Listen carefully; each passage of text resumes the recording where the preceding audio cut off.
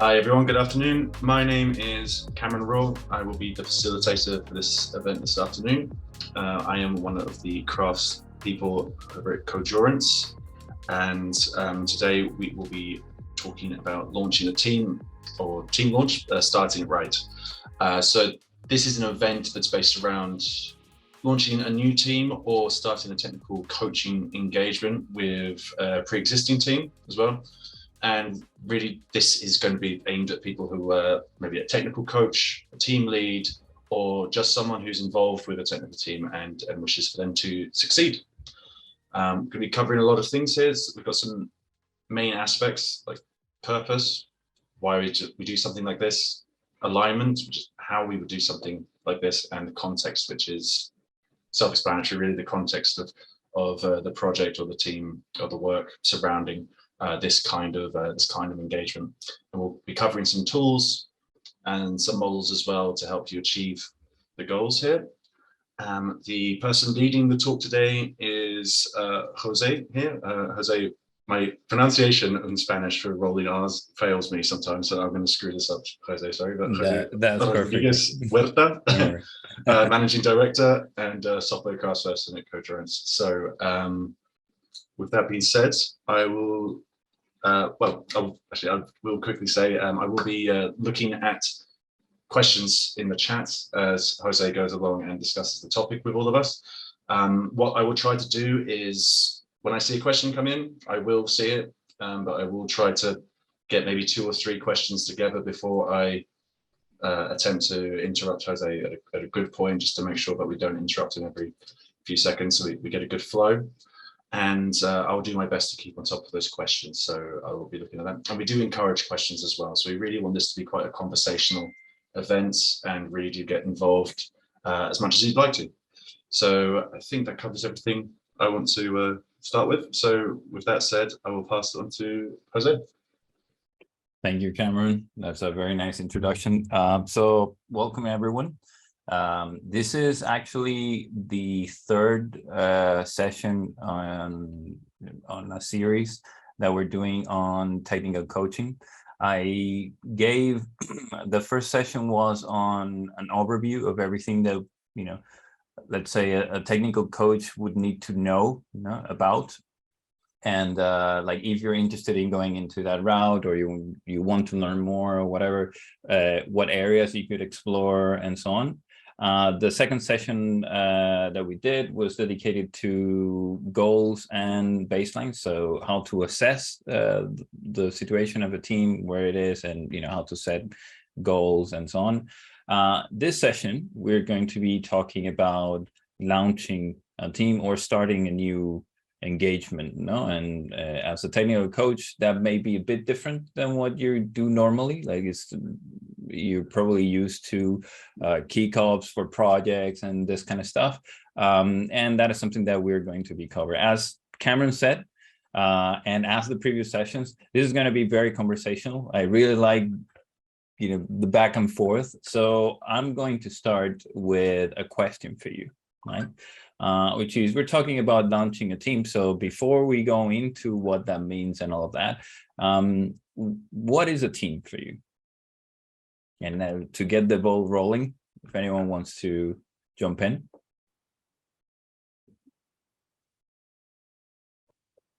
It's fine, I have all day. A group of people that share the same purpose. Okay, so we talk about purpose there, okay. Anything else? A group of people, okay. That's Are there any culture? Same culture, okay. So generally there's like 2 well-known things that people recognize with a team. No, it's like, one, they have a common objective, or they share a common purpose, or along those lines. So they're trying to achieve something, all of them. And the second one, which is usually forgotten, is that there's interrelationship between them. So everyone needs to contribute in order to achieve that, right? Like you can reach the goal if the other person in your team doesn't reach the goal. right? And this is important because a lot of the time we call teams things that are not really teams, or just groups of people or people with different objectives that we just name or group under one name. Yeah. And why do you think it's important to start right? Like, why do you think it's important if you want to set up the context for a team to be successful? What do you think, let's say, it are the things that you would need to look at, you know, for that to happen?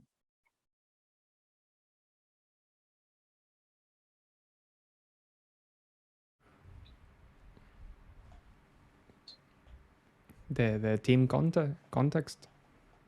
In context? The team context. Don't worry, because if you're not able to answer that question, you're in the right place. That's precisely what we're going to be looking at, right?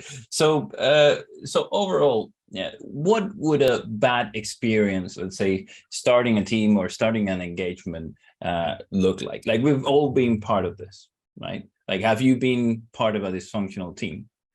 I have. I know I have. You know, you don't know what you're supposed to be accomplishing. You know, maybe the relationship with your peers is not that great. Maybe you're missing stuff that you need in order to get the stuff that you're being asked to do. Is, you know?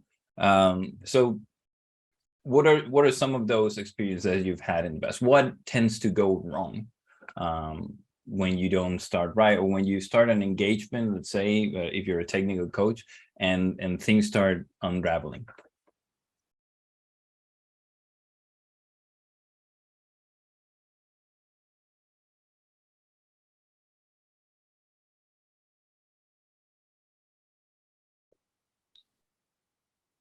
No? I think that within a short period of time, you realize that your team is not cooperating the same in every member. Yeah, so people are not cooperating, they're not communicating, they don't know what they need to achieve. Like, all of these things are part of, you know, starting right. And in particular, when you think about this, you normally think of a team lead. No, I've been assigned as a team lead of a new team, and, you know, I'm kickstarting this relationship, right? But when you're a technical coach, this is quite different, because there are certain expectations of what you need to do, right? If you remember, like, you're someone who's coming in to help the team perform, right? Or to help the team in upskilling, and all of these things are, you know, expectations that are set on you. So it's not uncommon, yeah, to find that when you start an engagement wrong, yeah, things like wrong expectations are being set in place, no, or people don't trust you. No, why are you coming in to, you know, like, is this person coming in to what? To assess whether I'm good enough so that I can be fired, or like, all of these things are in place. So it is particularly important to look at you know, the start of that engagement, or the start of that relationship with the team, and pay attention to it, because it sets up, you know, the context for what everything that is coming afterwards. No, and doing it wrong or not properly can get you into a lot of trouble very fast, and it's really hard to recover from that, right? Like, once, you know, those expectations are set, is difficult for people to steer things back into something that is productive, or into a dynamic that is productive with the team. Yeah. So I've already covered some of the questions that I have here. So if you're talking about a kickoff or starting a new engagement, what do you think are the differences there? Like, when you're coming in as a technical coach versus, let's say, the start of a project?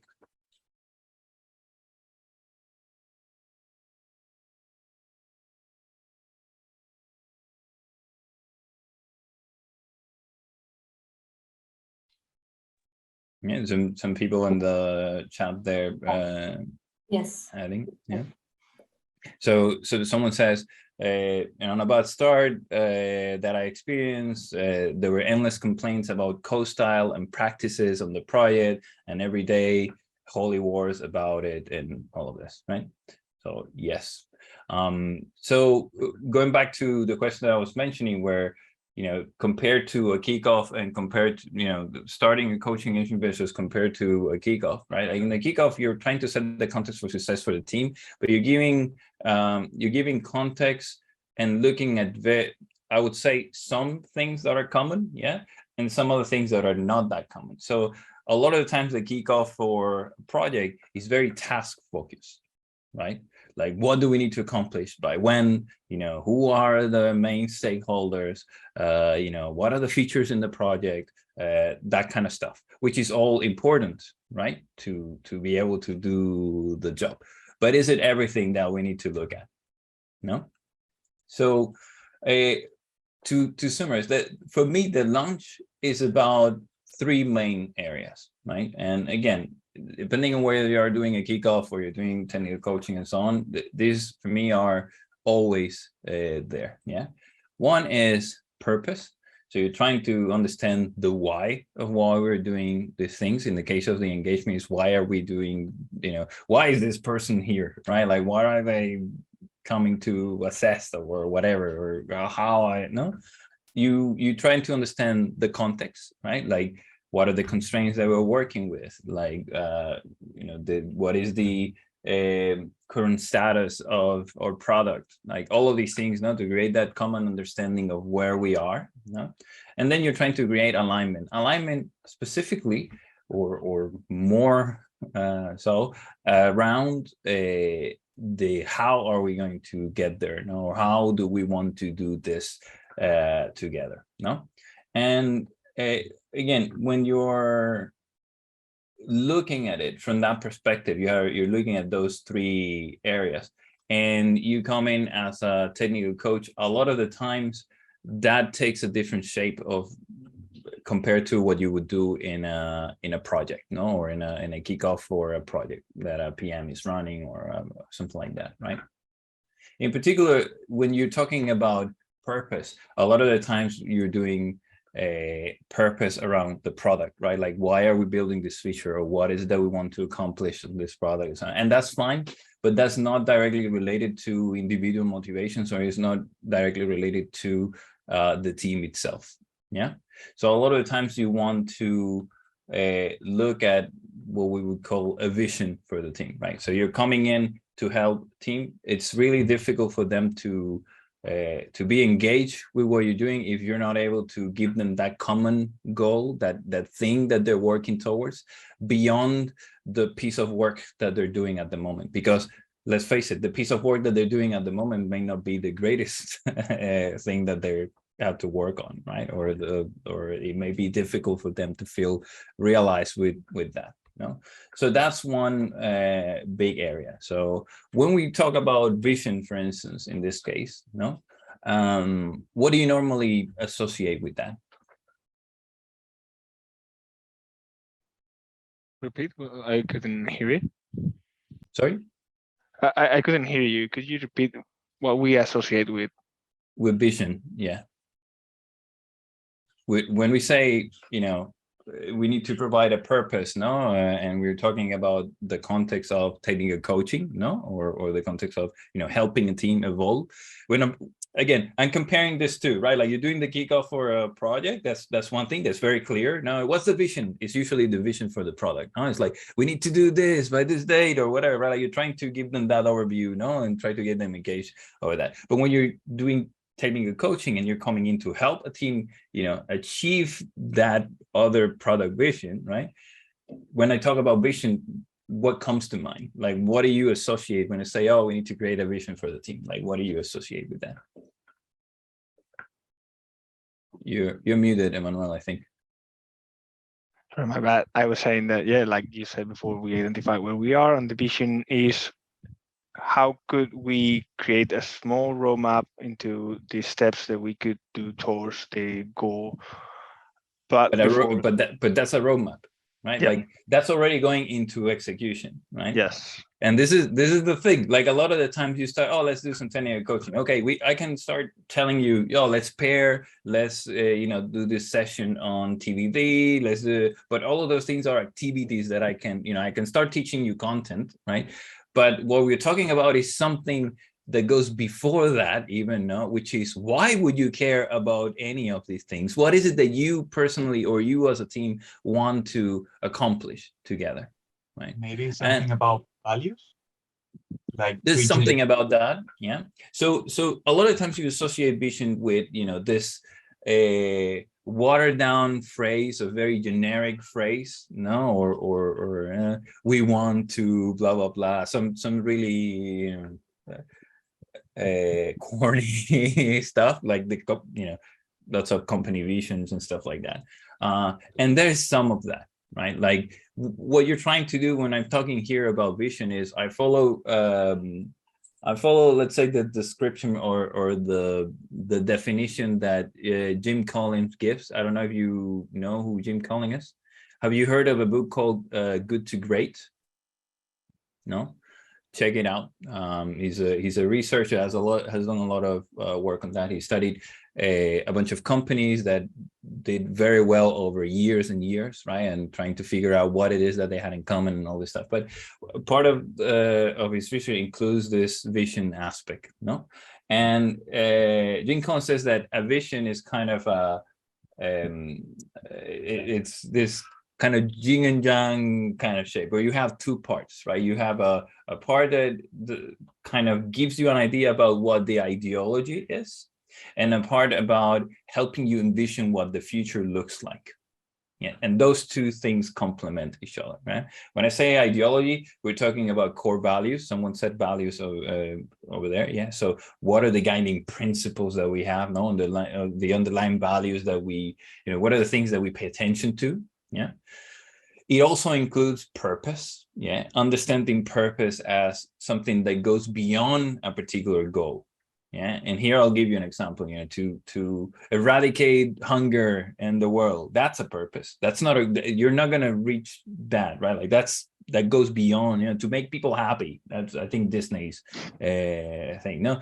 And those things are aspirational, right? Like values, all the things. Like it creates certain alignment around ideology and ways of thinking. Yeah. And then you have the other part, which is to help you envision the future. It has this part around what he calls the big, hairy, audacious goal, right? Or the thing that will challenge you and motivate you to move forward, right? And the vivid description of that future. Yeah. The I have a dream kind of speech. No.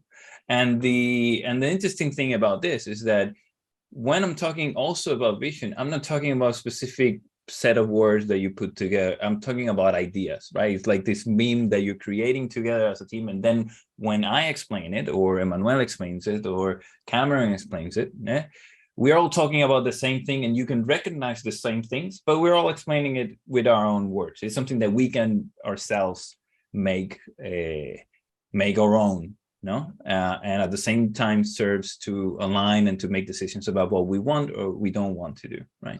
And this is one of those things that is neglected from the beginning, right? You put people to pair, you put people to, you teach them TD, all these things, but they don't really, they're doing it for the wrong reasons, or they don't even understand why they should be doing that or why they want to do that. Yeah. So this is are there any questions around this so far? Yeah, Manu has the hand raised. Yeah, because we are talking about values, I was wondering if we are talking about the values that the team already have, or we are talking about the values that the company wants them to have, which is kind of different. They are related, but in this case, I am talking about the values within the team, and because you're doing the technical coaching or the coaching at the team level, right? But this again, you can look at this same exercise at the company level, and if there is good alignment in the culture in the organization, or if the let's say what the spouse values are for the organization are actually the values in the organization. So what we say we do is actually what we do. Yeah, you should get a lot of alignment in that, right? Like they may be more specific, or they may pay attention to specific areas, no. But in general, it shouldn't be super disruptive, right? Like, it also depends on the purpose of the team, the people on the team, all those things, right? But in general, you shouldn't have a big misalignment. If you have a big misalignment, then you have a bigger problem that you also need to deal with, and so on, right? Are there any other questions on that? No? So is it clear when we're talking about purpose, like what kind of stuff we're looking for when we're starting that engagement as well? Yeah. Now, there's plenty of ways that you can do this. Some are more fun than others and so on. I actually put 3 here. I mentioned Gene Collins. He has some papers on this and a bunch of exercises as well that you can run. He focuses on company level, but you can apply the same stuff at the team level. You have things like Lego serious play. I don't know if you heard of that before. Basically, thinking with Legos.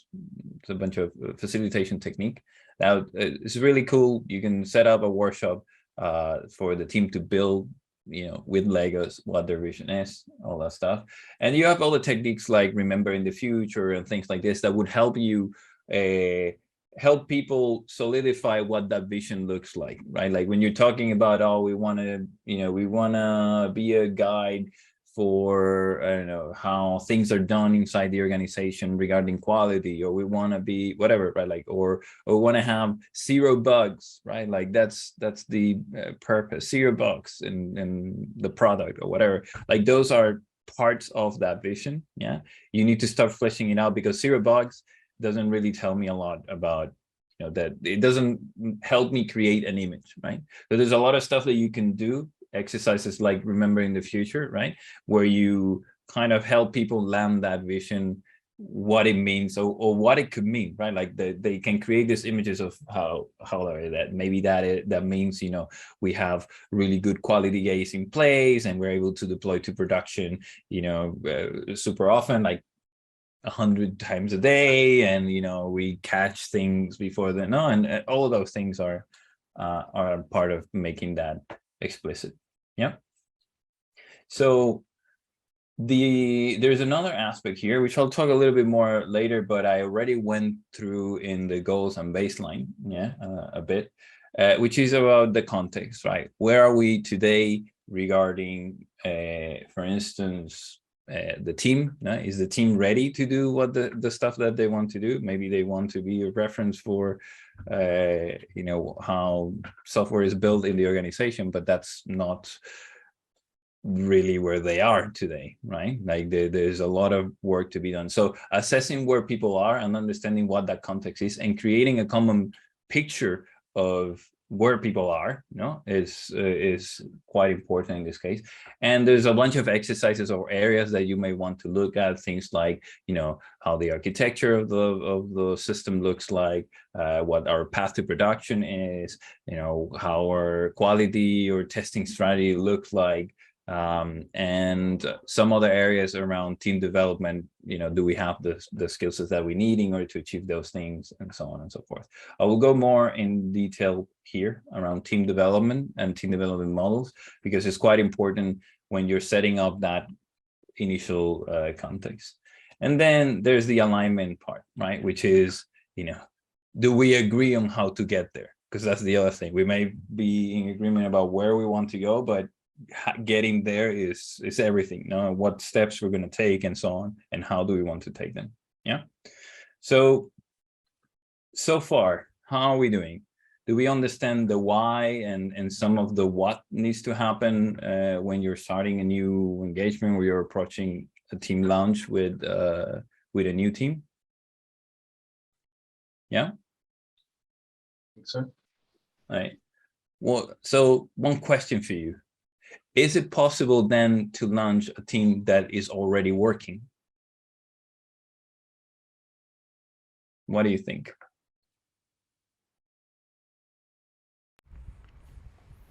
Yes, and you do a relaunch.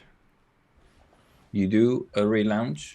Yeah, if a team is working, you can stop and start the team again. Exactly. Fresh version. Exactly. So this is the thing. Like a lot of the times people think, we started wrong and we can't do anything about that. And I've seen this in many cases, right? Like you have a team that's having problems for whatever reason, and people think that that's the way it is, right? They can't do anything about it, and so on and so forth. That's not necessarily the case. Now, every time that you try to do this and you do it wrong, it it chips at the next time that you're going to try to do it. You know what I mean? Like it creates these beliefs, and there's all these things that work against you, right? So you don't want to be relaunching the team every time, no? But it is also not a one-time thing, right? And I will explain a little bit more about this. It's not like, oh, we did the team launch and that's it. No, it's actually, it takes some time until the team is actually flying, so to speak, no, or is actually performing. And we will talk a little bit more about that. Okay, so what is specific about the technical coaching aspect, no, that we need to also look at? Well, I would say that there are two areas here that when you're doing a kickoff for a project, you don't normally look at, and when you're coaching, you do, yeah. And one is the relationship perspective. And when I say the relationship perspective, I'm talking about the coach team relationship. That's one aspect, and also the team itself perspective, right? Like how the team is going to be working together. And by the way, I'm not talking about working agreements. Yeah, working agreements is part of that, but I'm going beyond that a bit, you know. And in particular, right, when we're talking about the coaching relationship, this is quite important because you could get those mismatched expectations, no, of I don't know, you hear it because you are the person with the solution to everything. Yeah, that could be an expectation that people have. Oh, we're gonna have a technical coach, you know, let's ask the technical coach. We don't need to think, right? We have someone who will, is that a healthy kind of relationship? Is that a healthy way of conducting that technical coach, the technical coaching? What do you think? Why not? I think it's similar to how we approach leadership and the way that you're coming in to influence the team, but at the end of the day, this is collaborative. So especially, I think, especially if you're working with a team that already exists, because then you've got some history there that you need to sort of be wary of, be cautious of. So, and you need to listen to the experiences they've already had and the opinions they already have, and some of the history and the values that they perceive that they've had up until then, at the very least, and do a bit like that. So that's going to involve a lot of collaboration, I think. But it also creates kind of a dependency on you, right? Like what I was saying is, this is the person that has all the answers. No, now I don't need to think this person's. No, like that kind of behavior it goes against being an effective team in many. Yeah, go ahead, Ignacio, if you want to ask a question. Yeah, the same as you mentioned of it creates it makes the rest of the team rely on somebody that is human as well.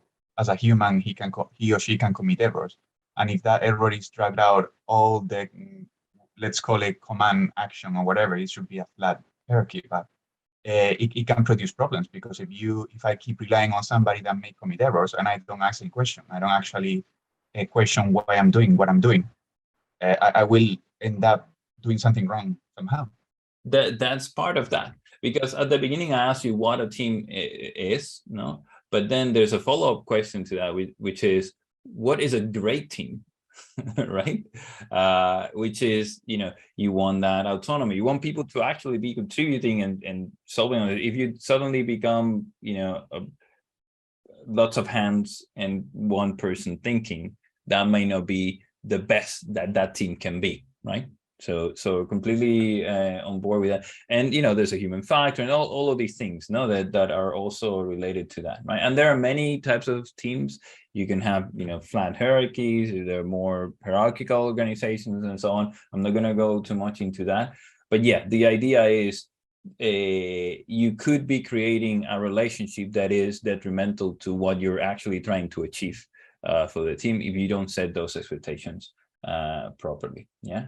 Another area that you need to look at is commitment. People really want to commit to doing this. In one of the previous sessions I did, I briefly introduced the Anchor model, and again, there's a lot of people focus on the knowledge, yeah, I'm gonna train you, I'm gonna, teach you how to do TDD, blah, blah, but they don't focus either on the awareness or desire, right? Like people need to be aware that there's an issue and they need to want to solve that issue, right?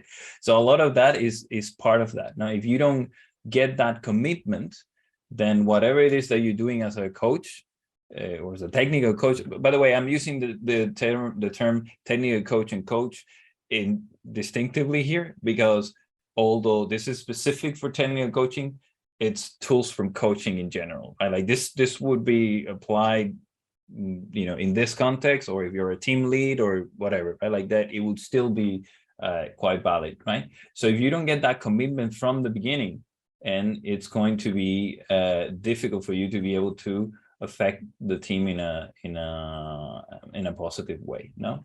And when we talk about that, about the relationship with the team and the coaching relationship, what do you think about? Is it, like the team and the relationship within the team is one thing, and then the relationship with the coach or with the technical coach is a different thing? Do we agree on that? Yes, no?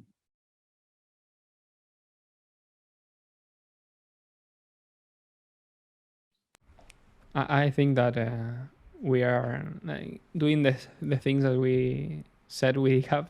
We don't have to do. Like we are excluding a member of the team that now is the coach.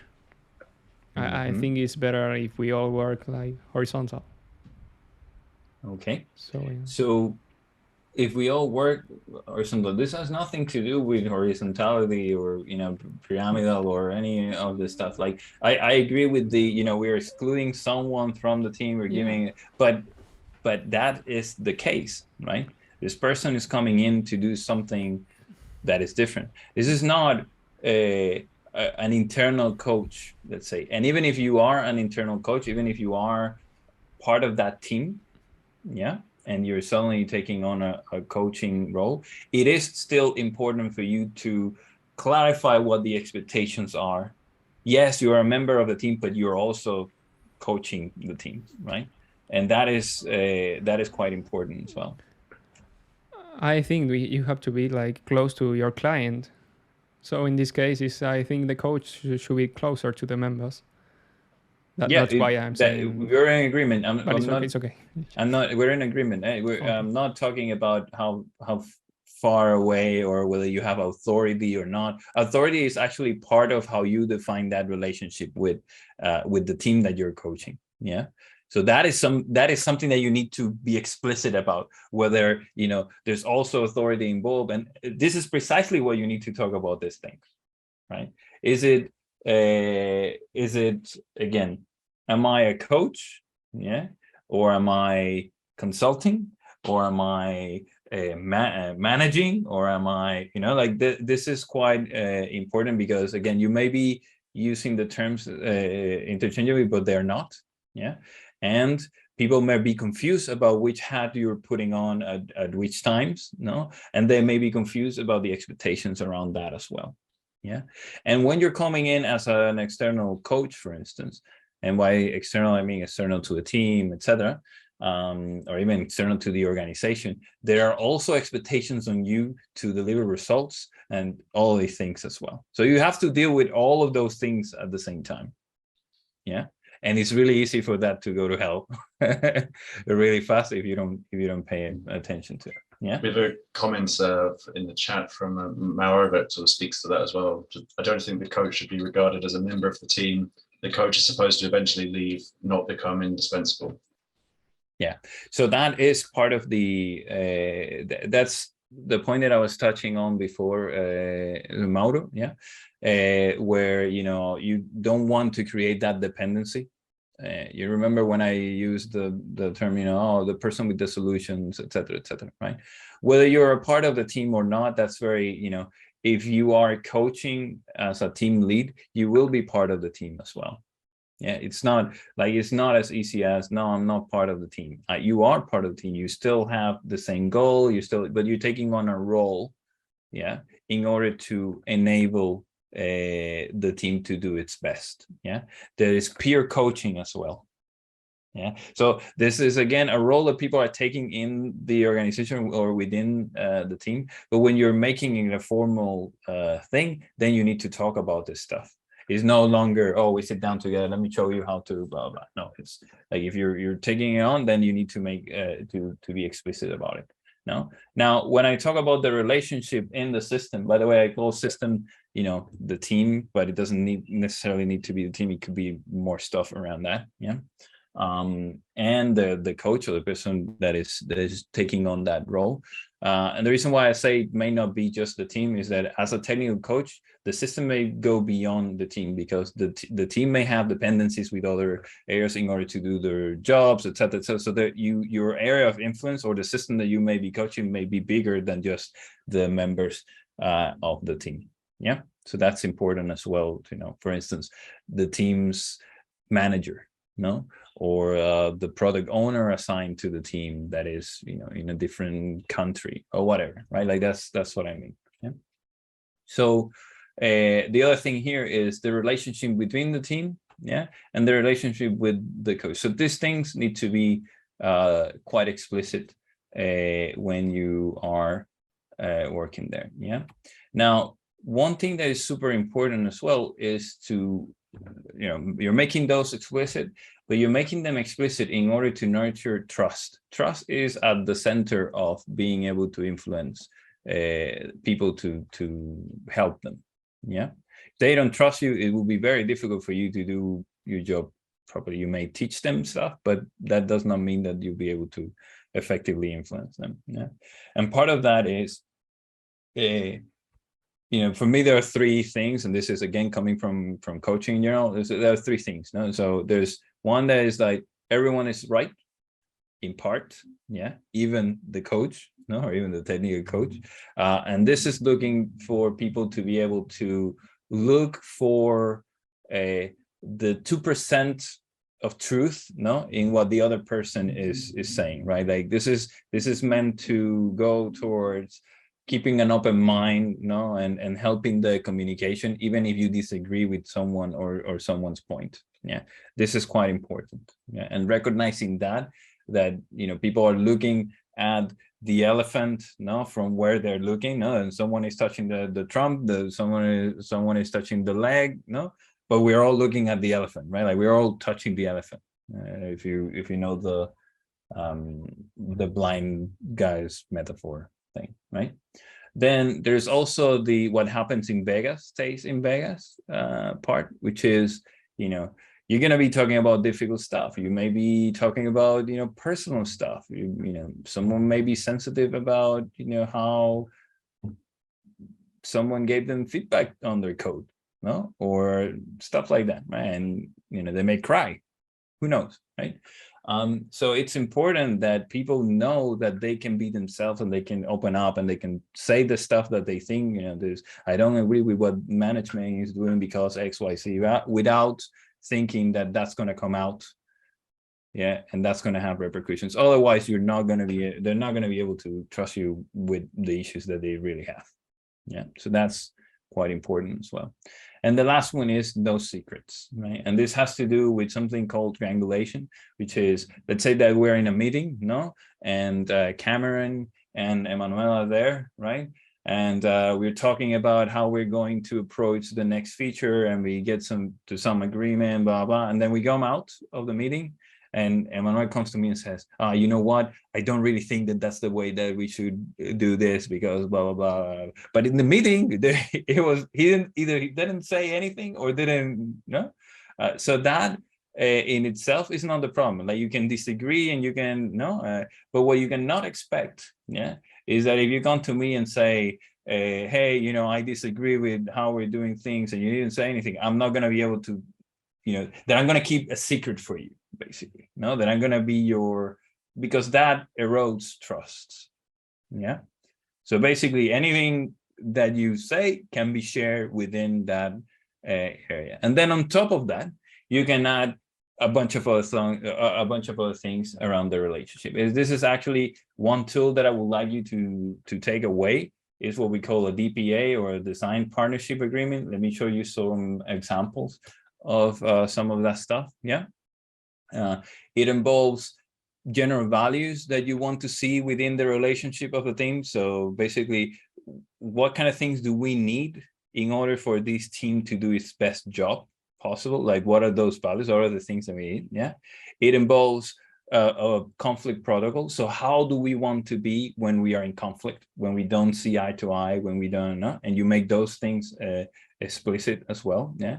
And then on top of that, you may have working agreements. You can have plus these 3 rules that I mentioned before. Yeah.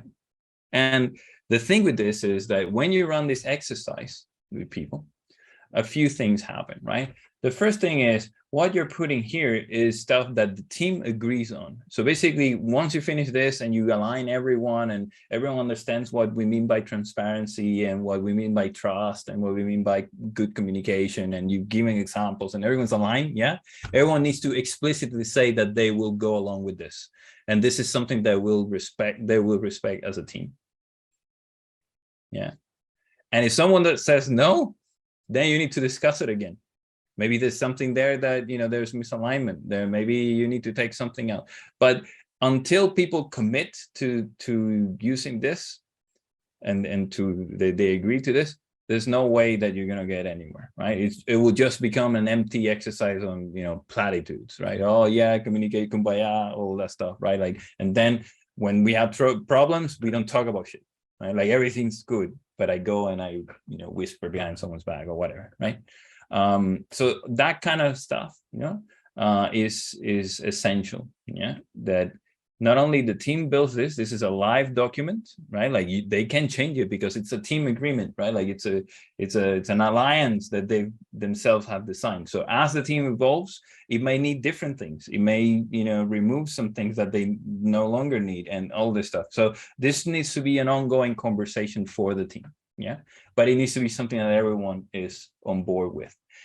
And the reason for that is that the purpose of this is that when something doesn't go in line with what you're saying, then anyone, because we made it explicit, anyone can raise their hand and they can say, hey, you know, we're not communicating very well here. Yeah, or I don't feel respected because you went and changed my code and you did all this stuff and then didn't even, you know, come to talk to me, right? And this is not what we discuss. Yeah, and then we can have those conversations when they happen, as they happen, because we gave each other permission to talk about this stuff and we made it explicit about what everyone's expectations were on those topics, no, or on those things. Questions here so far? Yep. Do you have any recommendations if you found yourself with a pre-existing team that you're coming in to coach technically, and they have like almost the opposite of all the points in that alliance you have? So you could maybe even call them like a bit of a toxic team, maybe, but like it's just got to that point where maybe they do upset each other when they review each other's code. Maybe there is an issue there with transparency. Everyone's got secrets. And you get brought in. That's a more complex. That's a more complex thing. I'm not going for the edge case here. Before that, you need to get them to agree that they want to improve as a team. Like if they don't want to improve as a team, then there's no, like, you need to get them to align at least on that. Yeah. So before you jump in, this is another thing that I will mention later as well, which is. A lot of the work sometimes as well is preparing for the launch, right? Like you want the baseline, you want to, you know, if there's someone in the leadership team that you need to coach on what's going to happen, etc., right? Like what the process is, what the role is. You know, let's say you have a manager that is very, you know, likes to bash the team on deadlines or, you know, plays the blaming game and that kind of stuff. That's not going to be constructive for what you want to achieve, no? So all those things you need to identify, and you need to be able to at least do some pre-work on top of that, right? This thing that you're mentioning is part of that initial approach. If the team doesn't even want to improve, then there's a previous conversation to any of this, which is, you know, would you like some help to do this? If they don't see that they need any help, then that's a different story. You may need to do some other stuff there. Yeah. But you can always ask the question, you know, guys, do you think we are the best team we can be? is this how we like to work? Would you like to do something about it? Something.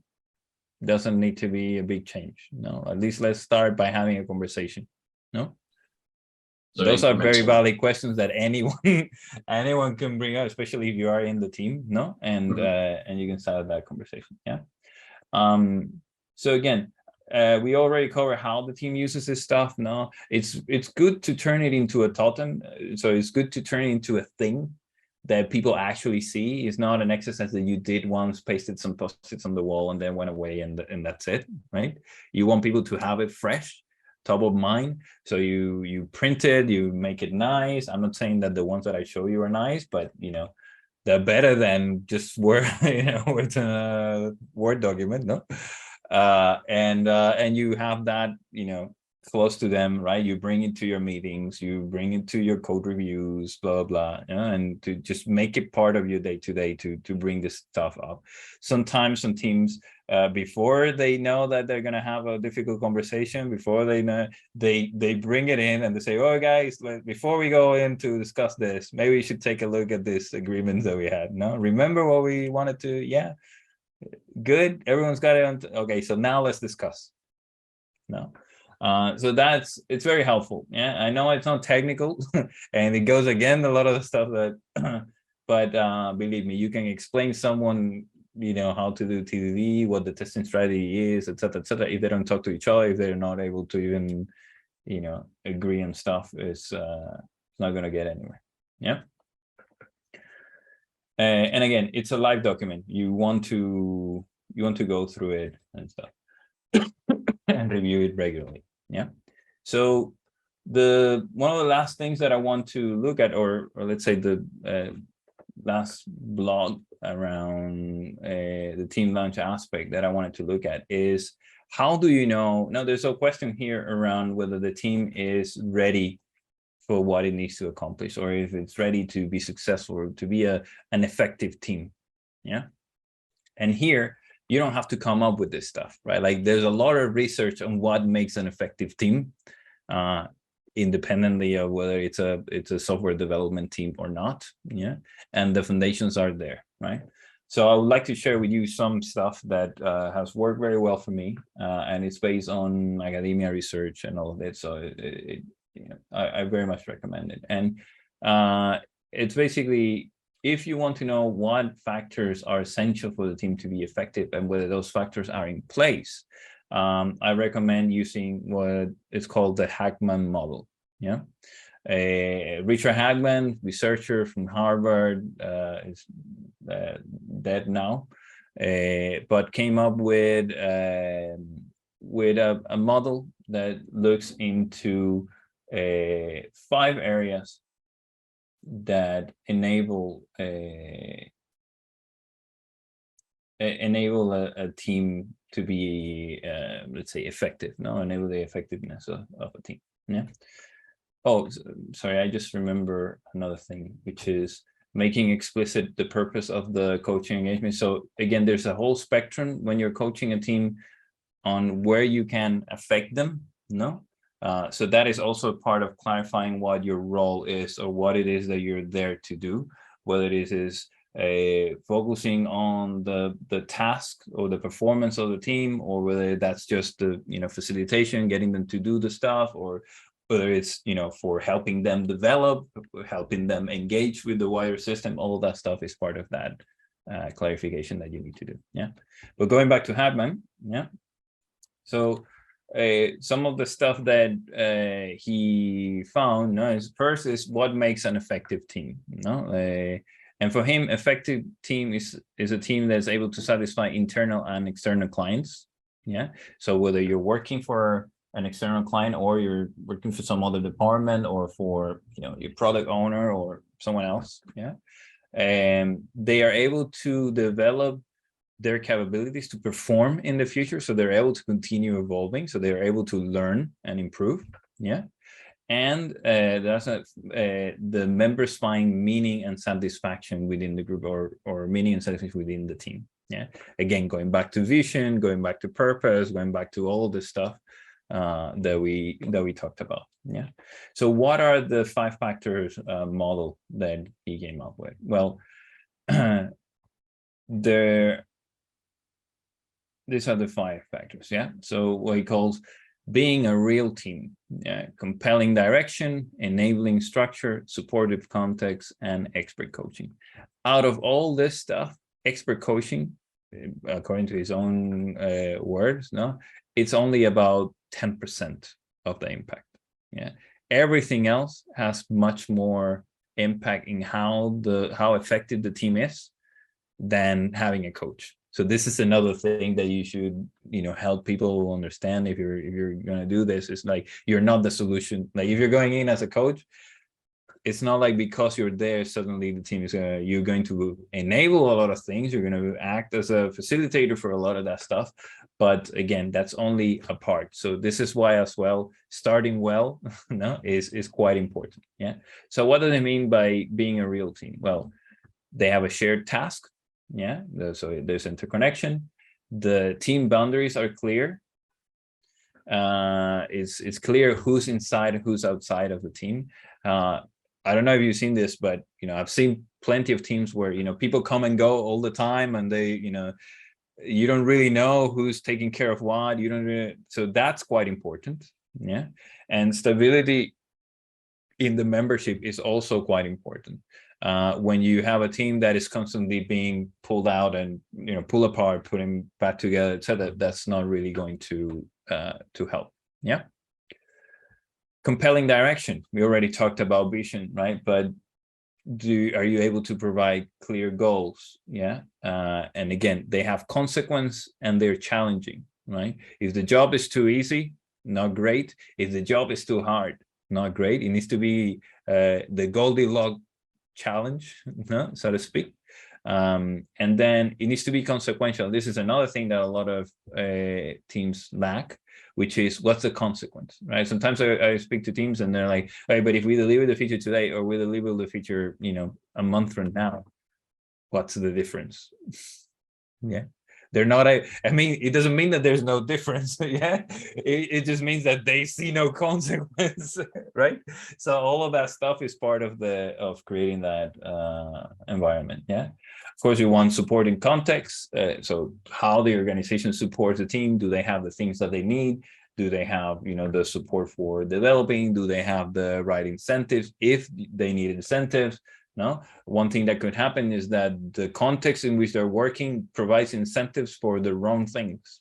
Yeah. One example will be, lines of code or coverage. Well, yeah, I can incentivize coverage, but that may not be the thing that that may be creating some other behaviors that you're not looking for. Yeah.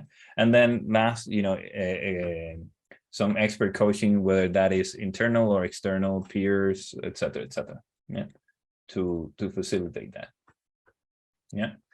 So looking at those factors, and by the way, he has it's a paid thing, but you can probably find the paper, the original paper where he created an instrument, an inventory. It's a set of questions that you can answer, and based on that, it will give you a score on each of these areas, and you can understand, or narrow it down into what things are missing, right? So if you want to check that out, that's also quite interesting. But you can use that in order to understand where the team is, right? What are the things that are missing, where your preparation work should be, and where are the challenges that they're going to be facing. Yeah. The other thing that you could look at is Tugman's team journey. I don't know if you heard of this before. You probably have, the Tugman model. Has anyone heard of this before? I've not. No. So again, this is a model that goes through, let's say, tries to represent how the stages through which a team goes through on its journey or in its lifetime, so to speak. Yeah. There's plenty of things that are wrong with this model, by the way, and people have bashed it all over, but it's still relevant, and there's still things that you can take out from this. Again, all models are wrong, but some are helpful, so I'm going for this, and I'll talk about something else as well. So basically, the stages are forming, storming, norming, performing, and adjourning. Yeah? So before the team exists, it forms. So you bring the people together. Yeah, that's one stage. Then there is some chaos, right? As the team is trying to align on what way it is that they should be working, for instance. Once that's there, that initial chaos happens, you have norms. So people understand what the norms are on how they to go. Then they can start performing. Yeah. And then finally, you dissolve the team or you finish the team, right? There are plenty of problems, it's not a sequential thing. Teams are constantly moving from one to the other and all the stuff. But the important part here is that depending on where the team is or if you're able to recognize the stages, they need something different from you as a technical coach. Yeah. And you're able to provide that. And for instance, you can speed all of these things, by doing a great launch, right? You can help the team go really fast through a lot of these stages as well, and do a great job. Yeah. Now, that's not the only way to do it. Before I asked the question whether you could launch a team that was already working or something like that. Yeah. There's also another thing called the punctuated equilibrium theory, which talks about how teams evolve, and it basically says Tugman is wrong. Yeah. The reality is that it happens in these 3 stages. Yeah. At the beginning, there's a quick point where people agree on the task and what to do. They start doing that. Then in the middle, there is a crisis and everyone starts rethinking what they're doing. Yeah. And then rearrange that and finish. Yeah. So that's, if you went to university or ever had to do some kind of group work, you probably went through some of these phases, right? So the good thing about this is that if the task is timed, like let's say the quarter, or the sprint, all these things, that process may happen within that time frame that you're talking about, right? So basically, you're creating these mini cycles where the team is learning, and you're able to help them with that. So you can intervene at any point. Yeah.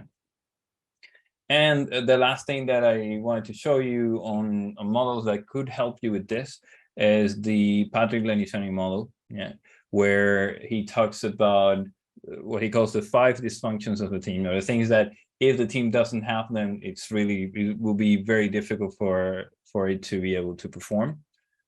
I have an issue as well with this model because it's not based on a lot of research, yeah, or empirical research.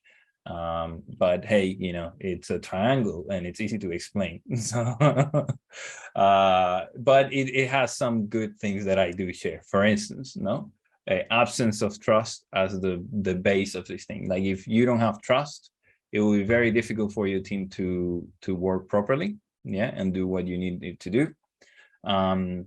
And trust, in his case, a lot of times he also talks about vulnerability. So being able to recognize, that you made a mistake or that you're doing things wrong. And this is very, like sometimes you get these wars, people don't want to accept, or they don't say the things because they know that someone else is going to bash them on and again, I'm talking about human problems here, not really technical, but if it is, why did you write that test the way that you wrote it? Why didn't you use this other thing? Or why didn't, like at some point, that's going to erode trust. That's going to make me feel like I can't be vulnerable and make mistakes, and I'm learning here, but, I need to hide it because everyone's going to be kicking me about it,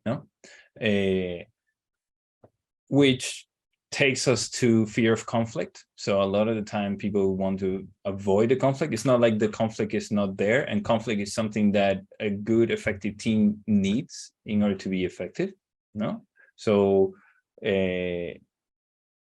that conflict we're talking about is not World War III, yeah, but the in-between, conflict under the surface where people are, backstabbing each other, and World War III, there's there's a spectrum, no, and you want some healthy conflict, no, you want some, different ideas being brought up and disagreeing and, conversation and all this stuff. And all of that can only happen if there's trust. Again, if you can be vulnerable, if, you're not going to be seen as the enemy, right? Then that brings us to commitment. Have you heard of the phrase disagree and commit? Have you heard this before? No? So this is the thing. Once people have that conflict and they're able to express why they think the solution is not right, or this other thing, or what they think that should be done, blah blah blah, that allows people to then disagree and commit and be able to say, okay, this is not the way that I would have done it, but as a team, we've decided that this is what we're going to do. Let's do that. Let's try it out and reevaluate, a month from now or whatever, right? Like that's whatever that. If there's no commitment, again, you're not going to get the results you want. Then accountability, which is quite important as well. No, if people are not able to hold each other accountable, then we have a problem. If I'm writing, we decided that we're writing tests, no, or we're doing TDD, or we're doing some quality gate, or we follow some design patterns, or we're doing some refactoring, whatever, and someone else goes against that, you need to hold people accountable. And part of holding them accountable is making explicit, I know I'm repeating myself with this, no, but making explicit what the expectations are, like what the working agreements are, like all this stuff is quite important as well, right? So you can then go and say, hey, this is not what we agreed on. Can we discuss it? Yeah, what's happening there, blah, blah. The last thing is results, right? You often find either people going for individual results. I want to be the star. Yeah. And, you have the hero developer, the silo, the guy that, knows the system really, really, really well, but doesn't tell anyone how things work. It just, codes through, powered by Red Bulls through the whole night. And then the next day I have the solution and I'm the hero and stuff. Yeah. Versus, as a team, we are achieving the results. As a team, we are, and that's quite important as well. Or they don't pay attention to results, which again goes to consequence and all of this stuff. Yeah. So questions so far about this, because I'm about to finish, I promise.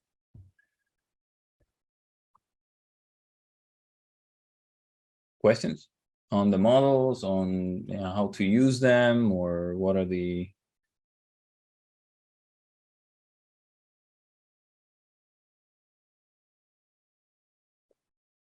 nothing?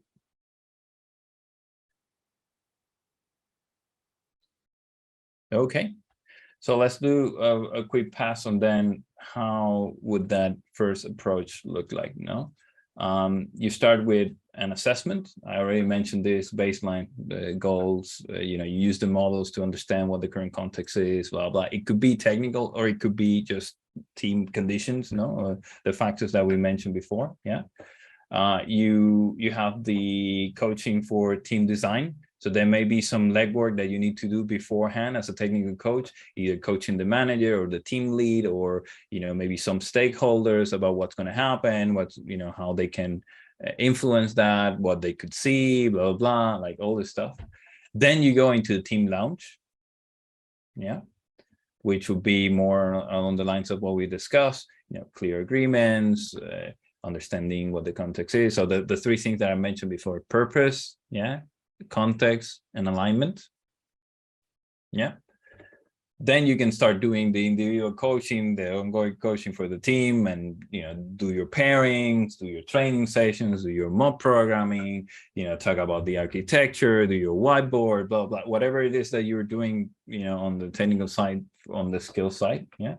And then you go back again and review the learnings and successes and kind of reassess where you are and relaunch the team. Yeah. And this cycle could take, I don't know, 3 months, 6 months, whatever it is that you're whatever cycle time you're working with here, but that's more or less.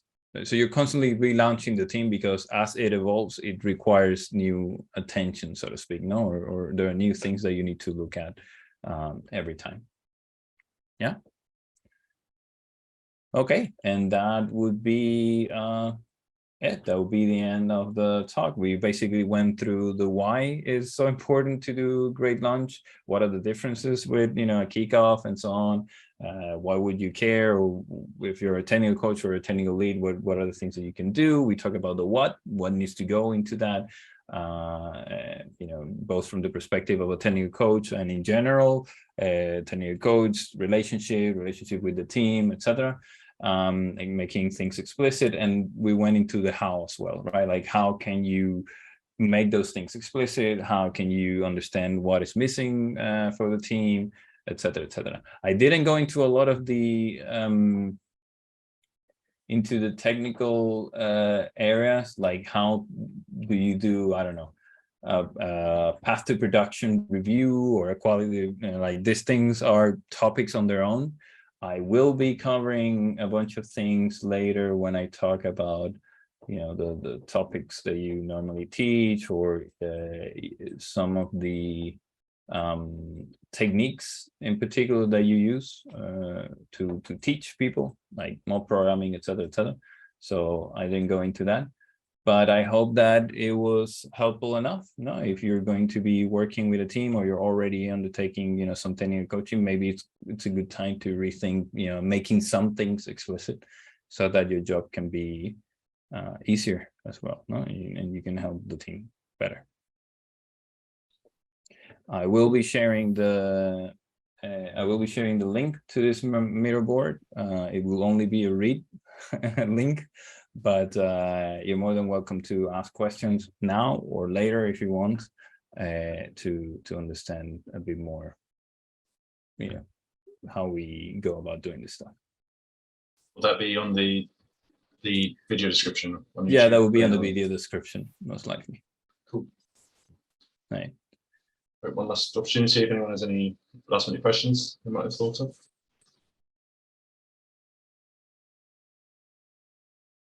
I bored everyone to death. No. Sorry about that. No, you didn't. Again, this is stuff that I know it's not very technical, but it's very essential to getting stuff working. Yeah, the technical problems usually are the least problematic. No, you can always. Yeah, Alexander has his hand up. I see.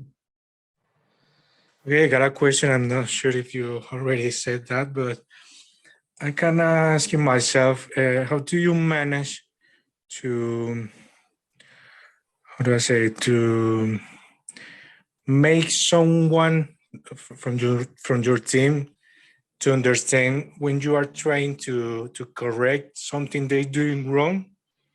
I'm not sure if that does that make sense, in the way when you, how do I say, when you try to say or explain other ways to do things, but the person is feeling like he's being accused or being, you know what I'm saying? Yeah, I think I understand. So let me rephrase, you know, to see if I understood. So the question will be something like, how do you get people to understand that when you are correcting them or when you're telling them not to do things certain way, no, you're doing it to help them? Is that the case? That's it. Yeah. All right. So there's a couple of things there. Yeah. There's an aspect of giving feedback, which I will dedicate a session to, because it's quite important as well. So your code is crap or you're doing it wrong is not a great way to provide feedback. That will create the wrong reaction. Yeah.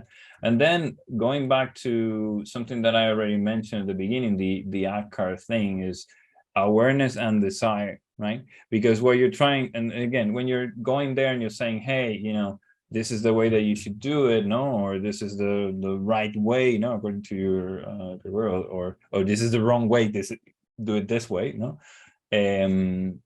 You're focusing on the later part, right? Like on the knowledge part, on the action part, or the reinforcement part, yeah, but not on the awareness of desire. Yeah. So you need to work on those, from my perspective, right? Like people need to be aware why that's an issue. Not so much that they did it wrong or but why would that create an issue? Yeah.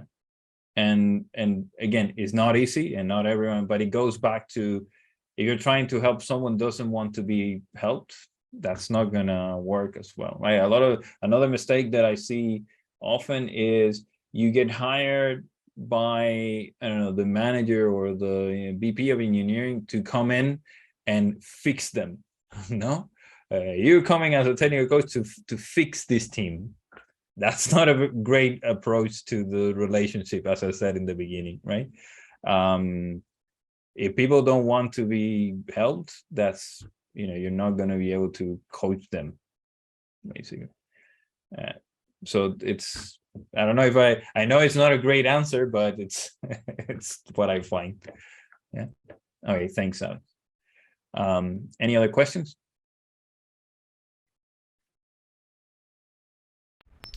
I have one question.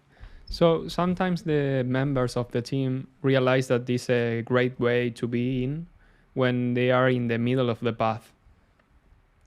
How you can translate or transport this feeling at the beginning so they think that this is a great way to go? Let me see if I understood. In the middle of the path, what do you mean by the middle of the path? When you change a team and you start saying like we have to be more transparent, or it depends, no, of the team.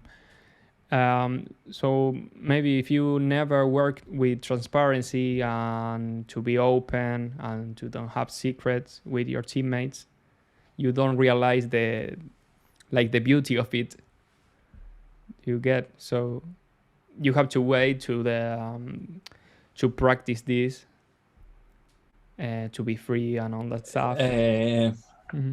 All right, so let me see if I understood. Yeah, you're working with a team that has never, like, these things that I mentioned before, transparency, blah blah, and no secrets. They're not used to working in that way. Yeah, but they realize later on that that's the way.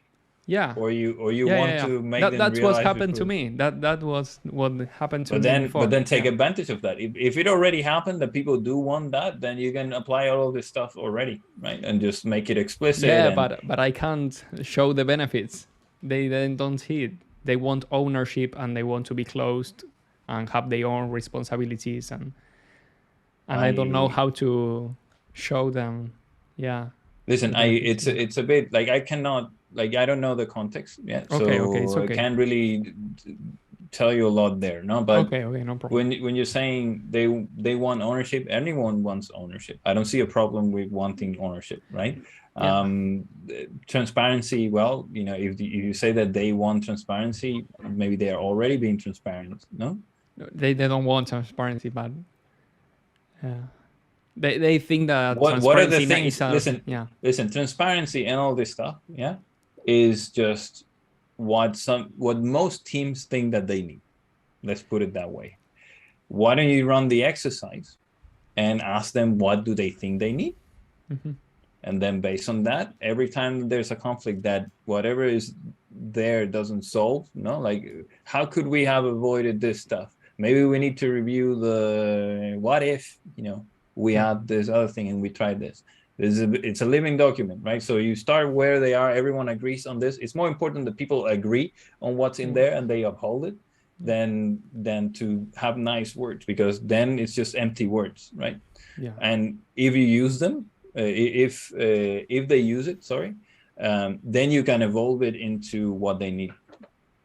What they but another thing is, as a coach, man, that you shouldn't have your preconceptions of what the team needs. I know it sounds difficult, but you may think that transparency is what they need. Maybe they don't need transparency to work well. This is, maybe you need transparency to work well. You know what I mean? The thing is that needs to be they think they have transparency because they want it, but that's only the title. But the meaning of transparency is not what they are doing. All right, You but can- then you can have that conversation. Oh, Oh, yeah, yeah. transparency, great. Let's have the conversation. What do you mean by transparency? Yeah. Is transparency, I update the Jira board every day, or is transparency I let you know that I did this thing, or is you know what I mean? Like Yeah. you clarify what transparency means. Okay, great. Yeah. And then you kind of hash out the misalignments around what transparency is, because that's the thing. Like values are some words and everyone puts meaning on them, no? So what you're looking after here are the conversations, no? Okay. Or what you want to achieve at the conversation. Yeah. Well, great. Thank you. Cool. Any other questions?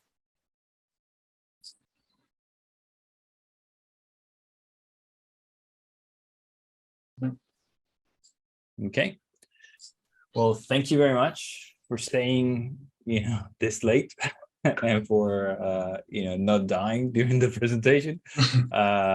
And I see you then on the next one. I don't remember what the next topic is going to be. I think feedback was there somewhere and there are others, but yeah, looking forward to that. I think we'll follow the same format, and eventually at the end of the series, most likely we will create some sort of ebook or something like that that kind of brings everything together. So let's see how that goes.